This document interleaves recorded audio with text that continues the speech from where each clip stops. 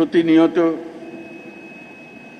যুদ্ধের হুমকি আমাদের ঘিরে থাকে। তো সেখানে প্রস্তুতি না নিয়ে থাকা এটা অসম্ভব হয়ে পড়ে। এখন আমরা যখন কথা বলছি তখন আমাদেরই কাছে ভারত পাকিস্তান যুদ্ধ হই হই অবস্থার মধ্যে রয়ে গেছে।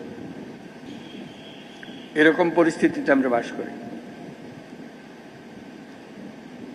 তো কাজেই এই পরিস্থিতির মধ্যে প্রস্তুতি না নেওয়াটা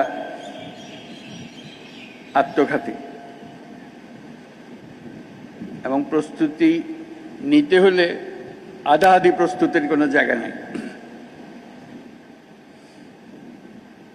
এটা এমন এক পরিস্থিতি, জয়ই তার একমাত্র অপশন। পরাজয় এখানে কোনো অপশন হতে পারে না।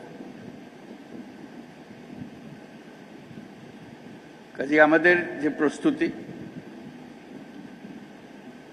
সেই প্রস্তুতি কত উচ্চ পর্যায়ে আমরা নিতে পারি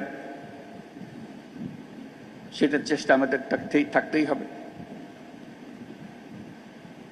কিন্তু আজকাল যুদ্ধ এত ব্যয়বহুল একটা ব্যাপার, আর আমাদের অর্থনীতি এমন দুর্বল অবস্থায় আছি, এমনিতেই মধ্যে